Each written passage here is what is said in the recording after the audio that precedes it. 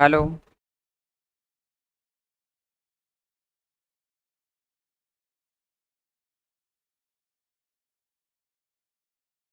चलिए, आवाज जा रहा है ना? चेक कर लीजिए।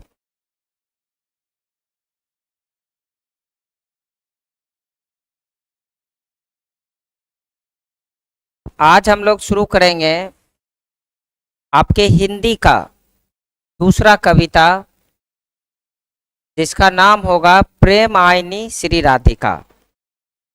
ये जो कविता है आपके 10वीं कक्षा की जो पद खंड है, चूंकि आपकी जो किताब है गोदली भाग 2, उसमें दो खंड है, एक गद खंड है और दूसरा पद खंड है। कहानी वाला जो भाग है उसको हम लोग गद खंड कहते हैं, और जो कविता वाला पद है उसको हम लोग पदखंड कहते हैं। तो हम लोग आज इसमें पदखंड का जो दूसरा चैप्टर है प्रेम आईनी श्री राधिका, इसके बारे में अध्ययन करेंगे। प्रेम आईनी श्री राधिका के बारे में अध्ययन करेंगे। बड़ा ही इंटरेस्टेड ये जो टॉपिक है आपका रहने वाला है। इस टॉपिक में हम लोग अलग अलग प्रकार के पहले इसका अर्थ समझेंगे, और जब अर्थ समझ में आ जाए तो फिर हम उसका जो है क्वेश्चन आंसर करने का प्रयास करेंगे। इसका वॉइस कम कर दीजिए आप। चलिए, तो हम लोग शुरू करते हैं आपकी 10वीं कक्षा के गोदली भाग 2 का जो पद खंड है उसका कविता नंबर 2, जिसका नाम होगा प्रेम आईनी श्री राधिका। क्या नाम होगा? प्रेम आईनी श्री राधिका। तो इसको हम लोग शुरू करते हैं, प्रेम आईनी श्री राधिका। सबसे पहले हम लोग ये जो हमारा प्रेम आईनी श्री राधिका पाठ है ना, इसके कवि के बारे में जानते हैं, जिसको आप लोग काव्य परिचय के भी नाम से जान सकते हैं। देखिए, सबसे पहले आपको ये जानना होगा कि हमारा जो ये प्रेम आईनी श्री राधिका पाठ है, प्रेम आईनी श्री राधिका पाठ है, इनके रचयिता कौन है? क्योंकि यहाँ पर लेखक लिखा गया है, लेकिन कविता में लेखक नहीं होता है, कविता में रचयिता होते हैं। कविता में क्या होते हैं? रचयिता होते हैं। तो इसके रचयिता कौन है? रसखान जी हैं। यानी प्रेम यानी श्री राधिका के रचयिता कौन है? रसखान जी हैं। कौन है? रसखान जी हैं, जिनका पूरा नाम सैयद इब्राहिम खान है। जिनका पूरा नाम सैयद इब्राहिम खान है। इस कविता में आपको ये देखने को मिलेगा कि एक मुस्लिम व्यक्ति होते हुए भी इन्हें हिंदू धर्म से कितना लगाव है, और वे भगवान श्री कृष्ण की भक्ति में किस प्रकार से लीन है, इसकी गाथा को आज हम लोग इस कविता के माध्यम से जानेंगे। तो आप इसमें क्या क्या जाने? प्रेम आईनी श्री राधिका के जो रचयिता हैं वो रसखान जी हैं।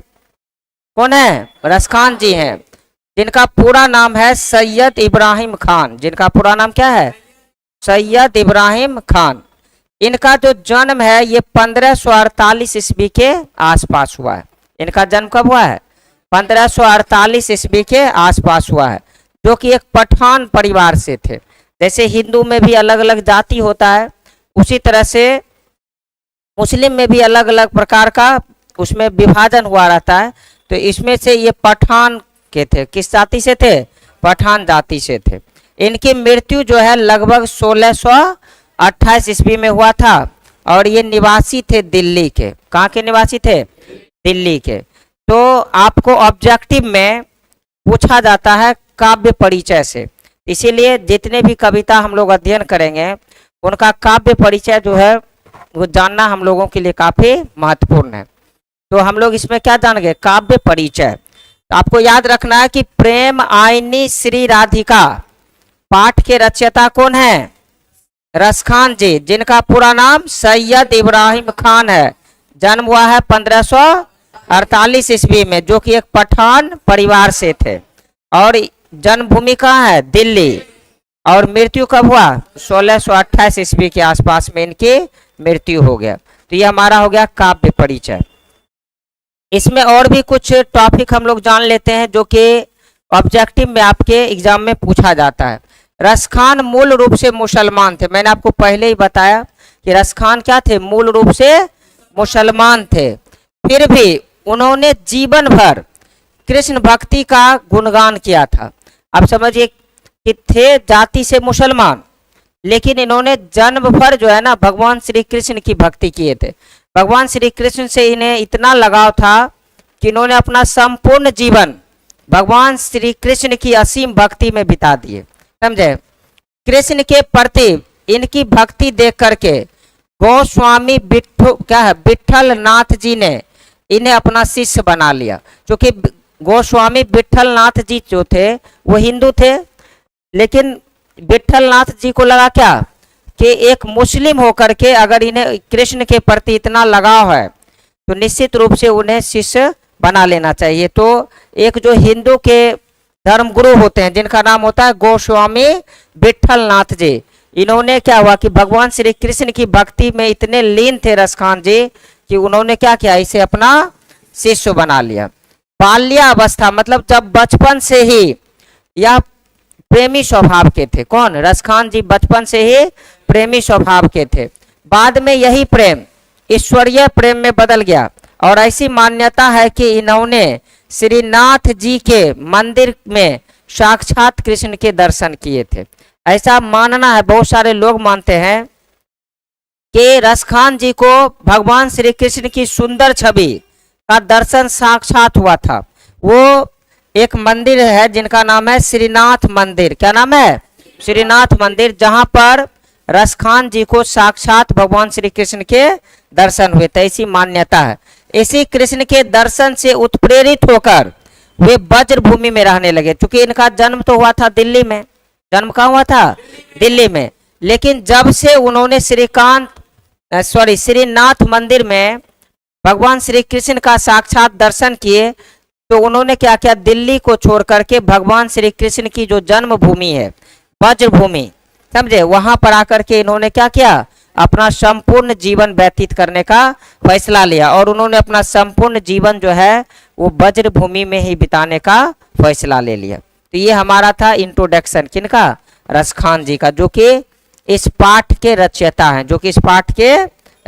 हैं, इसके बाद आपको इस बात पे ध्यान रखना है कि ये जो कविता है, जो कि आपकी 10वीं कक्षा में जो कविता दी गई है, ये 2 पार्ट में विभक्त है। यानी अगर देखा जाए तो आप बुक में पढ़ोगे तो कुछ लाइन इसके ऊपर में है और कुछ लाइन इसका नीचे में। तो इन दोनों पाठ में अलग अलग प्रकार की जो है बातें जो है रसखान जी कृष्ण के बारे में और उनकी प्रेमिका श्री राधिका जी के बारे में बताएं। प्रथम पाठ में उन्होंने भगवान श्री कृष्ण और राधिका की जो अटूट प्रेम है उनके बारे में व्याख्या किए हैं। जबकि दूसरे पाठ में रसखान जी कहते हैं कि भगवान श्री कृष्ण जो कि संपूर्ण संसार के मालिक हैं, ये संसार ही नहीं बल्कि स्वर्ग, पृथ्वी और पाताल तीनों उनके अधीन है। 8 सिद्ध और 9 निधियों का सुख उन्हें प्राप्त था। इसके बावजूद भी उन्होंने क्या किया कि पृथ्वी पर जन्म लेना अपने आप को अच्छा माना और एक छोटी सी लाठी, कंबल और गाय चराने के चक्कर में इन्होंने इतना जो वैकुंठ धाम का जो एक सुख सुविधा वाला परिवेश था उसको त्याग कर भगवान श्री कृष्ण जो है हमारी पृथ्वी पर अवतरित हुए। तो यानी उनकी महानता का वर्णन जो है रसखान जी दूसरे पाठ में करते हैं। तो इसमें आपको ध्यान रखना कि हमारा जो ये कविता है प्रेम आईनी श्री राधिका, इसमें कृष्ण जी के 2 अलग अलग स्वरूप का वर्णन करेंगे। एक में उनकी प्रेमिका श्री राधिका जी के साथ उनका जो एक अटल प्रेम है उसकी व्याख्या की गई है, और दूसरा कि एक बहुत बड़े मतलब सामर्थ्य के बावजूद भी बहुत बड़े सुख सुविधा को त्याग कर भगवान श्री कृष्ण जो है ना पृथ्वी पर जन्म लेना अपने आप को सही समझा और वे पृथ्वी पर रह करके विभिन्न प्रकार की लीलाओं को किए हैं। तो इन दोनों पाठ में हम लोग अलग अलग जो है ना अध्ययन करेंगे। तो चलिए हम लोग कविता शुरू करते हैं और देखते हैं कि प्रेम आईनी श्री राधिका में रसखान जी क्या क्या लिखते हैं। चूंकि ये जो कविता है ये ब्रज भूमि में रह करके रसखान जी के द्वारा लिखी गई है, तो ये कविता वज्र भाषा में, किस भाषा में? वज्र भाषा में। और हम अभी आपका उसको हिंदी ट्रांसलेशन करके आपको बताएंगे कि इसका मतलब क्या होता है। अगर इसका मतलब आप जान लेते हो तो फिर इससे जो रिलेटेड ऑब्जेक्टिव होंगे या फिर इससे जो रिलेटेड जो प्रश्न उत्तर होंगे उसको हम लोग काफ़ी आसानी से सीख सकते हैं। तो इसको एकदम ध्यान रखना, क्योंकि इसी से क्वेश्चन आंसर और ऑब्जेक्टिव दोनों हमारा आगे डील होने वाला है। हमारा जो ये पहला जो यहाँ पर पंक्ति लिखा गया, प्रेम आईनी श्री राधिका, और दूसरा जो है इसके बाद फिर से आपको एक पंक्ति देखने को मिलेगा। मैंने बताया ना, दो अलग अलग पंक्ति में इस कहानी कविता को लिखा गया। देखिए, कह रहा कि प्रेम आईनी श्री राधिका, प्रेम बरन नदनाद, प्रेम आईनी श्री राधिका, प्रेम बरन नदनाद, प्रेम वाटिका के दो मालिन द्वंद। अगर भगवान श्री कृष्ण को प्रेम का सागर कहा जाए तो उसकी जो पत्नी श्री राधिका जी हैं उसे भी कम नहीं माना जाएगा। कह रहा प्रेम आईनी श्री राधिका, प्रेम बरन नदनाद, यानी अगर इन दोनों को मिलाकर के हम लोग एक प्रेम का बगीचा तैयार करें, यानी भगवान श्री कृष्ण और उसकी प्रेमिका राधिका दोनों को मिलाकर के अगर हम लोग एक क्या करें, प्रेम का बगीचा तैयार करें, तो उस प्रेम के बगीचा में भगवान श्री कृष्ण जी माली होंगे और उनकी प्रेमिका श्री राधिका जी क्या है, मालिनी होंगे। मतलब समझ रहे ना, यानी प्रेम आईनी श्री राधिका, प्रेम बरन नदनाद, यानी दोनों जो है ना प्रेम के एक पूरक हैं। दोनों क्या है, प्रेम के पूरक हैं। पृथ्वी पर जब तक प्रेम की गाथा गाई जाएगी या प्रेम का उदाहरण प्रस्तुत किया जाएगा तो उनमें सबसे श्रेष्ठ उदाहरण अगर किन्हीं को माना जाएगा तो वो किसका माना जाएगा, राधिका जी और उनके प्रेमी श्री कृष्ण जी को। ये भगवान श्री कृष्ण और उनकी प्रेमिका का जो ये अटूट प्रेम वाला रिश्ता है वो अनंत है, असीमित है। और जब भी प्रेम के बारे में कभी भी चर्चा होगी, चाहे भूत हो, वर्तमान हो या भविष्य हो, तो अगर प्रेम का सबसे बड़ा उदाहरण अगर लिया जाए तो वो किसका उदाहरण होगा, भगवान श्री कृष्ण का और उनकी प्रेमिका राधिका का। अगर हम लोग भगवान श्री कृष्ण और उनकी प्रेमिका राधिका को लेकर एक सुंदर सा, अद्भुत सा, प्यारा सा प्रेम का बगीचा तैयार करें ना, तो उस बगीचा में भगवान श्री कृष्ण जी माली होंगे और उनकी प्रेमिका क्या होगी, मालिनी होंगी। उनकी प्रेमिका क्या होगी, मालिनी होंगी। कर मोहन छवि रसखानी लाखे, अब दृग अपने नाहे, ऊंचे आवत धनुष से छूटे सर से जाहे। जैसे मैंने आपको इंट्रोडक्शन में ही बताया था कि ऐसी मान्यता है कि रसखान जी को एक मंदिर में भगवान श्री कृष्ण जी का साक्षात दर्शन हुआ था, तो उसी को आधार मान करके यहाँ पर वो कविता लिखते हैं कि मोहन छवि रसखानी लाखे, अब दृग अपने नाहे। यानी रसखान जी जिस दिनों से भगवान श्री कृष्ण की सुंदर छवि का दर्शन किए, यानी रसखान जी जो ये रचयिता हैं, ये कवि जो है, वो जिस दिन से भगवान श्री कृष्ण की सुंदर छवि का दर्शन किए हैं तो उनका जो क्या है मन है ना, उनका जो हृदय है वो पूर्ण रूप से परिवर्तित हो गया। मोहन छवि रसखानी लाखी, अब दृग अपने नाहे, ऊंचे आवत धनुष से छूटे सर से नाहे। यानी जिस प्रकार एक धनुष से बाण छूट जाने के बाद फिर वो बांध के कंट्रोल में नहीं रहता, बाण के नियंत्रण में नहीं रहता, उसी तरह से जिस दिन से रसखान की आंखों ने भगवान श्री कृष्ण की सुंदर छवि का दर्शन किया है तो उनका भी मन जो है ना उसके बस में नहीं है। वो पूर्ण रूप से जो है ना उनके मन, उनका जो मन है, उनका जो हृदय है, वो पूर्ण रूप से भगवान श्री कृष्ण के नियंत्रण में चला गया है, भगवान श्री कृष्ण के भक्ति में डूब चुका है। जिस तरह से एक धनुष से जब तीर निकल जाता है तो वह फिर तीर जो है ना सीधे अपने लक्ष्य पे जाकर के रुकता है, उसी तरह से अब रसखान जी की पूरी निष्ठा है, पूरी की पूरी भक्ति है कि अब उनका जो मन है, उनका जो हृदय है, उनकी जो परिकल्पना है वो अब पूर्ण रूप से भगवान श्री कृष्ण के तरफ जो है ना बढ़ चुका है, उनके अंदर समावेशित हो गया है। और अब किसी भी परिस्थिति में वे अपने आप को इस परिस्थिति से दूर नहीं रख सकते हैं और वे पूर्ण रूप से भगवान श्री कृष्ण जी के ही हो जाने में अपना भलाई समझते हैं, और उन्होंने अपना संपूर्ण जीवन भी भगवान श्री कृष्ण जी को क्या कर दिए हैं, त्याग कर चुके हैं, ये कह रहा है। तो ये समझ में आ ही गया होगा। फिर से एक बार समझ लीजिए, प्रेम आईनी श्री राधिका प्रेम बरन नदनाद, प्रेम वाटिका के दो माली मालिन द्वंद। अगर इस दुनिया में प्रेम का उदाहरण लिया जाए, प्रेम की महत्वता की बात की जाए और प्रेम का एक स्वरूप तैयार किया जाए, तो उन स्वरूप का जो सबसे बड़ा उदाहरण होगा, सबसे बड़ा हमारे लिए जो एक प्रतिबिंब हमारे सामने आएगा, वो किसका होगा, भगवान श्री कृष्ण और राधिका जी का प्रेम आएगा। क्योंकि इससे बड़ा ना तो प्रेम कभी भूत में हुआ है, ना वर्तमान में है, और ना ही भविष्य में होगा। जब भी हम लोग प्रेम की कल्पना करें तो उस प्रेम का सबसे बड़ा नाम, सबसे बड़ा उदाहरण भगवान श्री कृष्ण और राधिका जी का है। अगर इन दोनों को मिलाकर एक प्रेम का बगीचा तैयार कर लिया जाए, तो उस बगीचा में भगवान श्री कृष्ण जी माली होंगे और उनकी प्रेमिका मालिनी होंगे।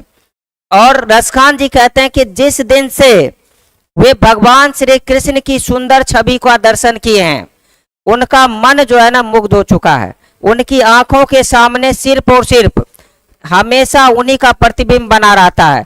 जिस प्रकार से एक धनुष से बांध छूटने के बाद वह नियंत्रित हो जाता है, उसी तरह उनका मन भी अनियंत्रित हो चुका है, उनका हृदय परिवर्तन हो चुका है, और उनकी अंतिम इच्छा है कि जब तक वे इस जगत में रहे तब तक जो है वो सिर्फ और सिर्फ भगवान श्री कृष्ण जी का ही बनकर रहें, ये उनकी इच्छा है।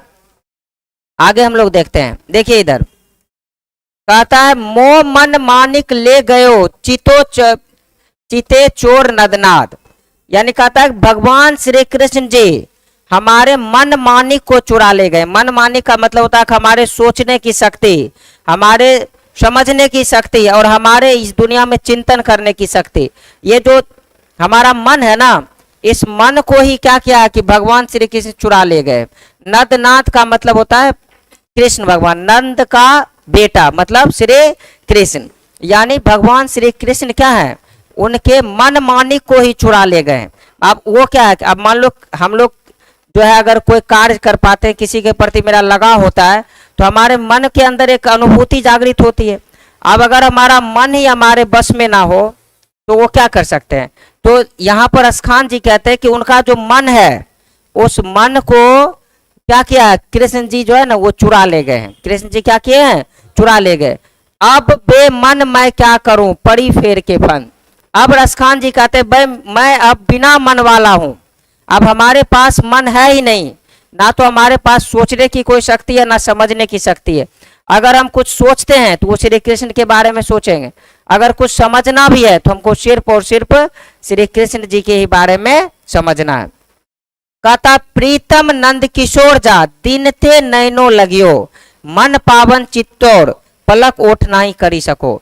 रसखान जी कहते हैं कि जिस दिन से उनकी आंखों ने भगवान श्री कृष्ण की सुंदर छवि का दर्शन किया है, उस दिन से उनका मन पावन और चित्तचौर हो चुका है, उनका मन पावन और चित्तचौर हो चुका है। और उनकी अंतिम इच्छा है कि जब तक वे इस पृथ्वी पर रहे तब तक उनकी आंखों के सामने हमेशा हमेशा के लिए भगवान श्री कृष्ण की सुंदर छवि बनी रहे। समझे, जब तक वो इस दुनिया में रहे तब तक उसके सामने क्या रहे, भगवान श्री कृष्ण की सुंदर छवि बनी रहे। चलिए देखिए, अभी भी वही कर रहा है, गुड मॉर्निंग गुड आफ्टरनून कर रहा है। देखिए, कमेंट्स बॉक्स का मतलब होता है कि अगर आपको कोई डाउट हो तो कृपया करके उसको पूछे। आप लोग का जो कमेंट्स है, hi good afternoon sir, sir आप बहुत अच्छे पढ़ाते हैं, अच्छी बात। कौन है जी, सुबोध कुमार पंडित, चलिए अच्छी बात है।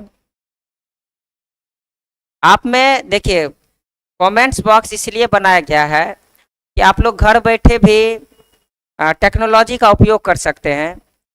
कि आपको अगर जो टॉपिक समझ में नहीं आया तो आप उसको कमेंट करिए, हम आपका जो टॉपिक है ना उसको डिस्क्राइब करेंगे, आप घर बैठे बहुत कुछ सीख सकते हैं। समझे, तो यहाँ तक हम लोग समझ में आ गया। फिर से एक बार समझ लीजिए, मोह मन मानिक ले गयो चिते चोर नदनाद, अब बे मन मैं क्या करूं पड़ी फेर के फंद। प्रीतम नंद किशोर जा, दिन ते नैनो लगियो, मन पावन चित्तौर, पलक ओठी ना करी सको। का मतलब होता है कि रसखान जी कहते हैं कि कृष्ण जी उनके मन मानिक को ही चुरा ले गए, कृष्ण जी उनके मन मानिक को ही चुरा ले गए, और अब वो क्या है, बिना मन वाला है, अब उसके पास मन है ही नहीं।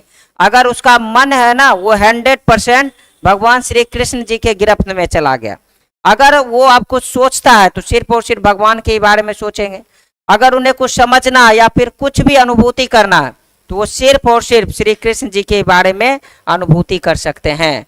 और उसके बाद कहते हैं कि जिस दिन से उनकी आंखों ने भगवान श्री कृष्ण की सुंदर छवि का दर्शन किया है, उस दिन से उनका मन पावन और चित्तौर हो गया, मन पावन और चित्तचौर हो गया। और श्री कृष्ण जी की रसखान जी की अंतिम इच्छा है कि जब तक वो इस जगत में जीवित रहे, उनकी आंखों के सामने हमेशा हमेशा के लिए भगवान श्री कृष्ण जी का सुंदर छवि, सुंदर प्रतिबिंब हमेशा हमेशा के लिए बनी रहे। ये इनकी इच्छा है, किनकी, रसखान जी का इच्छा है। चलिए बताइए कितनी बड़ी भक्ति है। अब यहां पर है,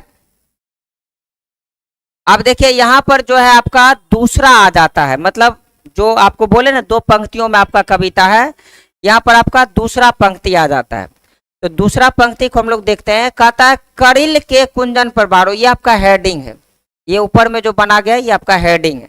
वास्तव में कविता यहाँ से शुरू होती है, ध्यान से देखिएगा। करा या लुटकी अरु कामरिया पे, या लुटकी अरु कामरिया पे राज, तिहुपुर के तजी डारो, 8 सिद्ध 9 निधि को सुख, नंद जी की गाय चराओ। माने भगवान रसखान जी कहते हैं कि भगवान श्री कृष्ण जी को, जो कि वैकुंठ के मालिक थे, पूरी स्वर्ग, पृथ्वी, पताल और ये संपूर्ण जो सृष्टि है इनके अधीन है, सभी के ये स्वामी हैं, लेकिन इसके बावजूद भी एक छोटी सी लाठी कंबल के लिए, एक छोटी सी लाठी और कंबल के लिए अपने इस सुख का त्याग कर दिए, वैकुंठ को छोड़ करके पृथ्वी पर अवतरित हो गए। समझे, यहाँ पर उन्हें, जहां पर वो रहते थे पहले से, वहां पर उन्हें 8 सिद्ध और 9 निधियों का सुख प्राप्त था। जैसे हम लोग के यहाँ भी जो 5 स्टार होटल होता है, उससे ज्यादा हम लोग परिकल्पना भी नहीं कर सकते हैं। इस तरह से मतलब A+ कैटेगरी की जो सुख सुविधा होती है उनको वैकुंठ धाम में उपलब्ध था। 9 निधि, 8 सिद्ध और 9 निधियों का सुख भगवान श्री कृष्ण को प्राप्त था।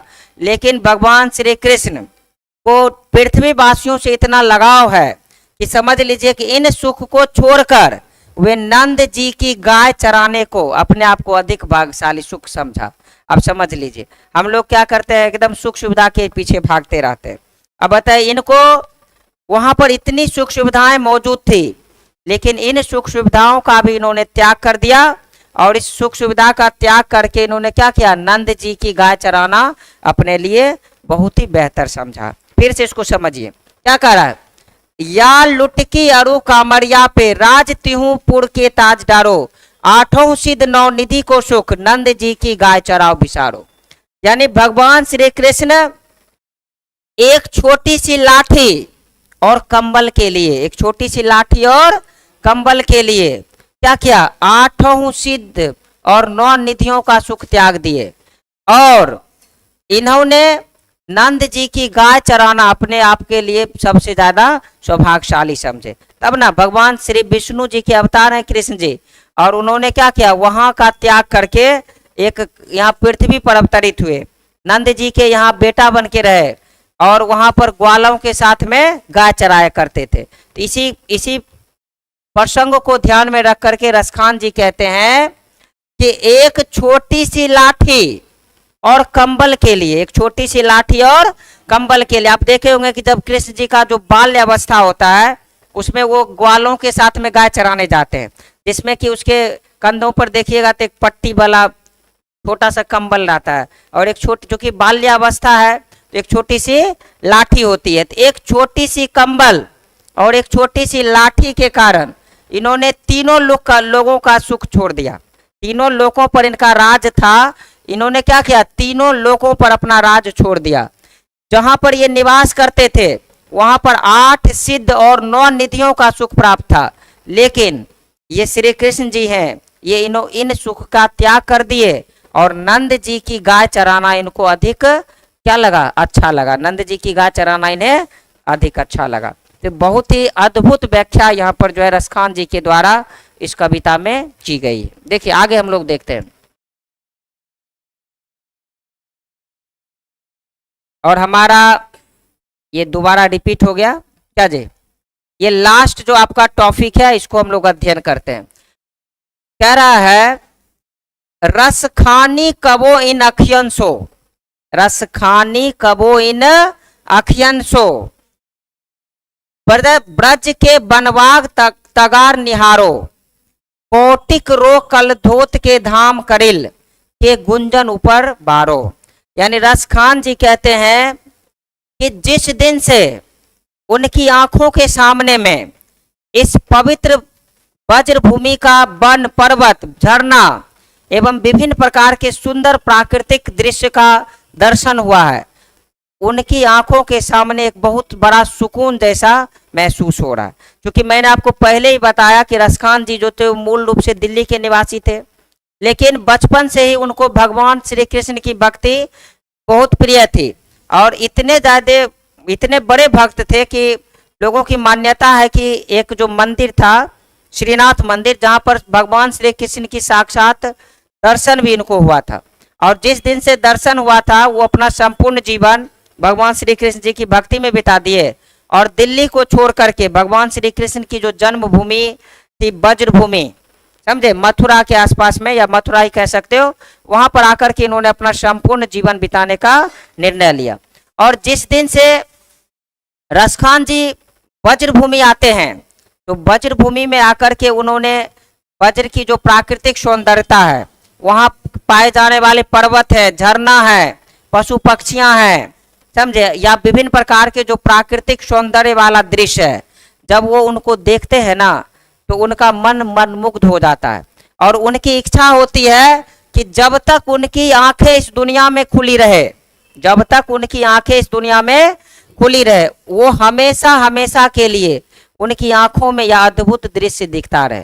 समझे, ये जो प्रकृति वाला सौंदर्य है वज्रभूमि की, ये प्रकृति वाला सौंदर्य हमेशा उनकी आंखों में हमेशा के लिए क्या रहे, देखते रहे। और उनकी अंतिम इच्छा है कि हमारी आंख जब सदा सदा के लिए बंद हो जाए तो ही हमारी आंखों के सामने से ये दृश्य समाप्त हो, और जब तक हमारा आंख खुला रहे तब तक हमारी आंखों में भगवान श्री कृष्ण की असीम कृपा से हमेशा वज्रभूमि का जो ये सुंदर दृश्य है, जहाँ पर कभी भगवान श्री कृष्ण जो है रास लीलाएं किया करते थे, उन दृश्य का जो आनंद है, उन दृश्य का जो देखने का सौभाग्य है, वो हमेशा हमेशा के लिए रसखान जी को मिलता रहे। वो अंतिम पंक्ति में रसखान जी ये इच्छाएं जागृत करते हैं। समझे, इस तरह से हमारा जो ये दूसरा कविता है ये कंप्लीटली समाप्त हो जाता है।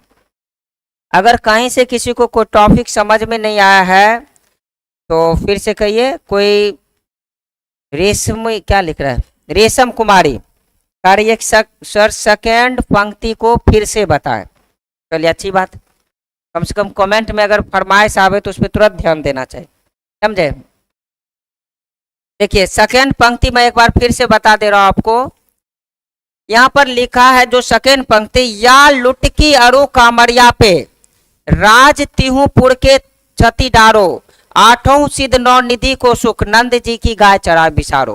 का मतलब होता है कि भगवान श्री कृष्ण एक छोटी सी लाठी और कंबल के लिए, एक छोटी सी लाठी और कंबल के लिए क्या किया, तीनों लोगों का सुख त्याग कर दिए, तीनों लोगों का सुख त्याग कर दिए और उन्हें अपने निवास स्थान पे जो वो बैकुंठ धाम में रहा करते थे, वहां उन्हें आठों सिद्ध और 9 निधियों का सुख प्राप्त था। लेकिन भगवान श्री कृष्ण जी इन सुख को त्याग करके नंद जी की गाय को चराना अपने लिए अधिक सौभाग्यशाली समझा, नंद जी की गाय चराना अपने लिए अधिक सुखदायी समझे ना। और इसी में जो हमारा दूसरा है, रसखानी कबो इन अखियंसो, वज्र के बनबाग तगार निहारो, कोटिक रो कालधोत के धाम करिल, के गुंजन ऊपर बारो। इसका मतलब होता है कि रसखान जी अपनी कविता का समापन करते हुए कहते हैं कि जब से उनकी आंखों ने वज्र के इस पवित्र भूमि के प्राकृतिक सौंदर्य को अपने आंखों से देखे हैं, उनका मन जो है ना पवित्र हो चुका है। और उनकी अंतिम इच्छा है कि जब तक उनकी आंखें इस दुनिया में खुली रहे, तब तक उनकी आंखों के सामने हमेशा हमेशा के लिए इसी वज्र भूमि के पवित्र वन के, पर्वत के एवं विभिन्न प्रकार के प्राकृतिक सौंदर्य का जो चित्र है, जो प्रतिबिंब है, वो हमेशा हमेशा के लिए उनकी आंखों के सामने बना रहा है। ये रसखान जी की क्या है, इच्छा है। और इस तरह से आपका जो है पहला जो चैप्टर है वो कंप्लीट होता है।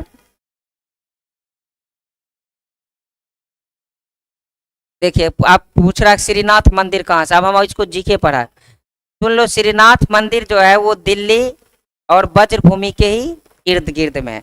और चूंकि पहले ये दिल्ली में रहा करते थे, तो श्रीनाथ मंदिर है वो दिल्ली में ही होगा। इतना नहीं, हम लोग अभी 10th पढ़ रहे हैं, अब आगे से आगे पहुंच रहे हैं, इसमें कोई दिक्कत नहीं। चलिए अब हम आपको इसका जो क्वेश्चन आंसर है उसको कंप्लीट करा देते हैं कि आप इसमें क्या क्या किस प्रकार का क्वेश्चन है, एनसीईआरटी क्वेश्चन को इसको कंप्लीट करना है। एक बुक दे दीजिए हमको, लाइए। चलिए इसका जो क्वेश्चन आंसर है इसको हम लोग कंप्लीटली देख लेते हैं। वॉइस ठीक है ना? देखिए पहला सवाल है कि कवि ने माली और मालिन किन्हें कहा है और क्यों।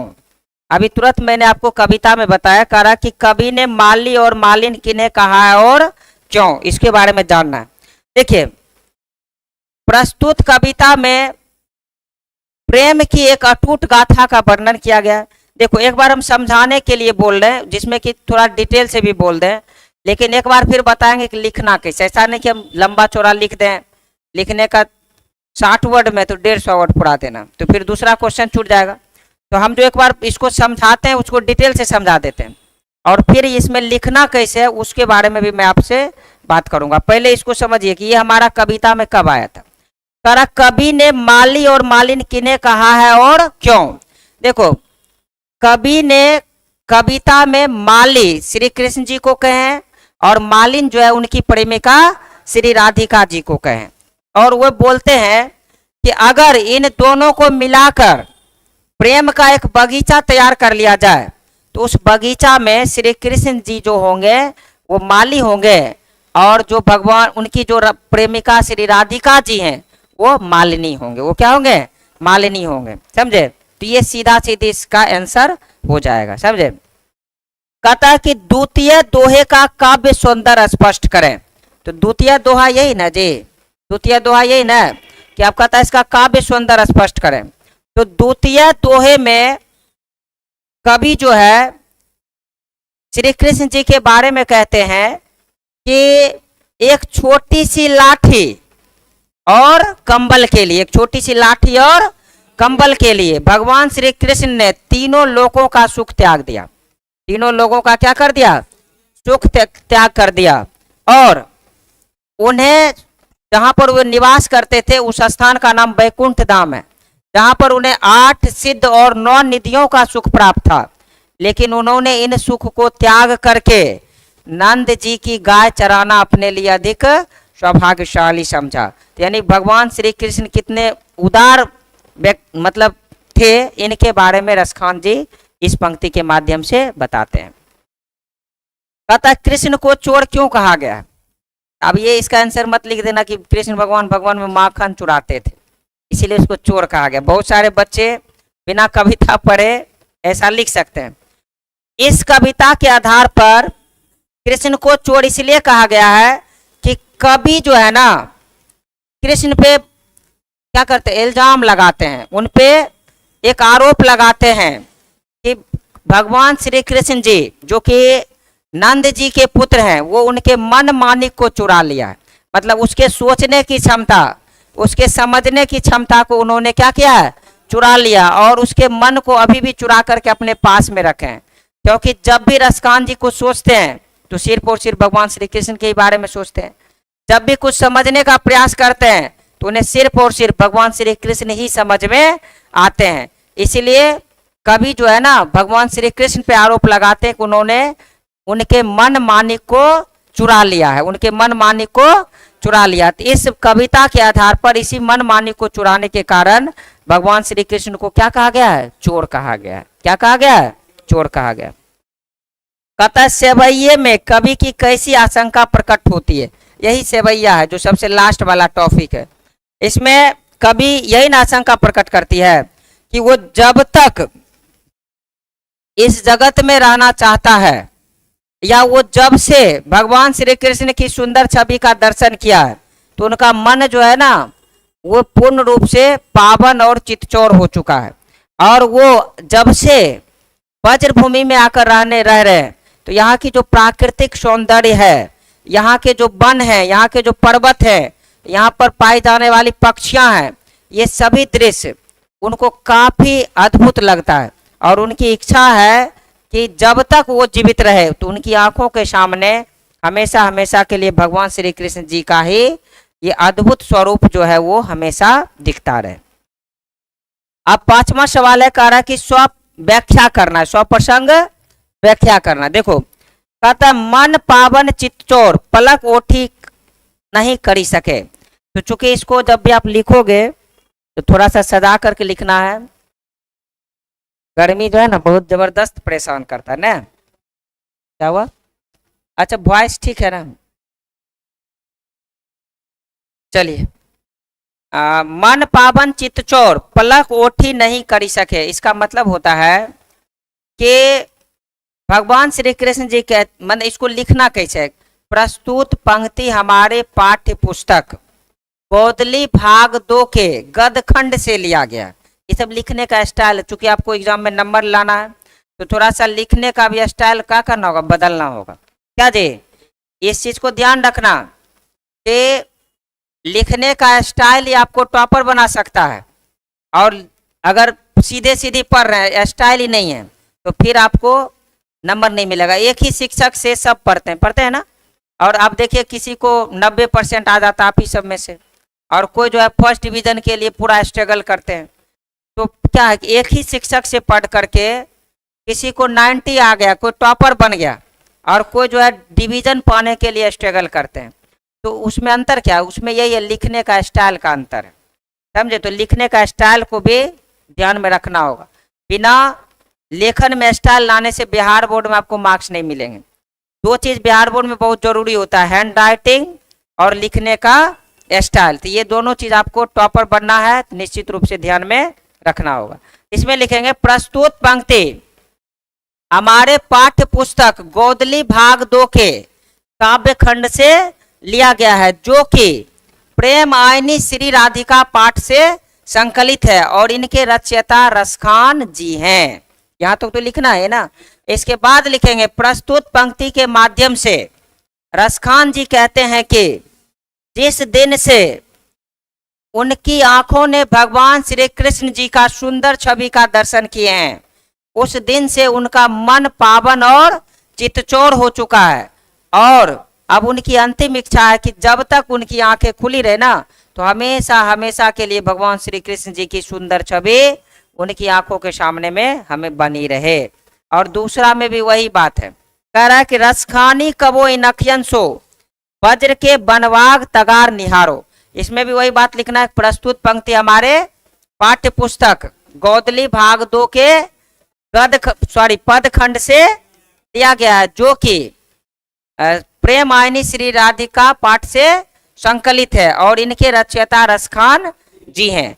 और प्रस्तुत पंक्ति के माध्यम से रसखान जी कहते हैं कि जब से वे भगवान श्री कृष्ण की सुंदर भूमि वज्र भूमि का दर्शन किए हैं, वहाँ के पर्वतों को देखें, वहाँ के पशु पक्षियों को देखें, वहाँ के नदी एवं झरनों को देखें, और वहाँ के विभिन्न प्रकार के प्राकृतिक सौंदर्य वाली वस्तुओं को देखें, उनका मन मुग्ध हो चुका है। और अब वो भगवान श्री कृष्ण से प्रार्थना करते हैं कि जब तक उनकी आंखें इस दुनिया में खुली रहे, हमेशा हमेशा के लिए उनकी आंखों में यही प्रतिबिंब बनता रहे। ये उनकी इच्छा है। तो इस पंक्ति के माध्यम से वो इसको कहना चाह रहे हैं।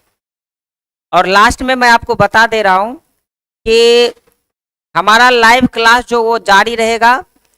एक चीज़ और हम घोषणा कर दे रहे हैं कि मान लीजिए कि जिस दिन आपकी स्कूल खुली रहेगी तो उस दिन हम आपको लाइव आएंगे, आप स्कूल के बाद में उसको रिकॉर्डेड देख सकते हैं। तो अगर मान लो जिस दिन स्कूल खुली रहेगी तो हम बैकअप के लिए आएंगे, मतलब आपके क्लास में जो कोर्स खत्म हो गया ना उसको पढ़ाएंगे। लेकिन जिस दिन आपका स्कूल बंद होगा, जैसे कल विश्वकर्मा पूजा के कारण बंद था, आज भी कोई फेस्टिवल है जिसके कारण तीज है और करवा चौथ है, समझे ना, तो इसके कारण आज भी बंद है। करवा चौथ नहीं है, क्या है, चौरचंद, चौरचंद है ना, चलो ठीक है। तो ये दो दो पर्व होने के कारण आज भी स्कूल बंद था। तो जब जब स्कूल बंद रहेगा तो हम आपको आगे वाला कोर्स पढ़ाएंगे, और जब भी कोर्स सुन लो स्कूल जो है बंद होगी तो आगे वाला कोर्स, स्कूल खुला रहेगा तो हम बैकअप क्लास देंगे, तो आपको क्लास में जो हो गया उसको फिर से हम आपको बताएंगे। एक चीज और ध्यान रखो कि आपके आसपास में जो भी छात्र हैं जो 10th क्लास में पढ़ते हैं, 12 में पढ़ते हैं, या कोई जनरल कमीशन का तैयारी करते हैं, तो उनके हिसाब का जो टॉपिक है आप अपने मित्रों के साथ में इस वीडियो का जो लिंक है इसको शेयर करें, ताकि अधिक से अधिक लोग को इस वीडियो का लाभ मिल सके। और साथ ही साथ हम लोग आप लगातार आएंगे, जिस दिन आपका स्कूल खुला रहेगा तो आप बाद में भी रिकॉर्डेड वीडियो देख सकते हैं, या फिर स्कूल बंद होगी तो आप ऑफलाइन ऑनलाइन दोनों का व्यवस्था कर सकते हैं। तो हम लोग फिर से मिलते हैं। नेक्स्ट जो हमारा एक्सरसाइज होगा कविता का या कहानी का, उसको लेकर के, क्या बोले, हाँ, इसमें जो है इसका ऑब्जेक्टिव सॉल्यूशन भी होगा।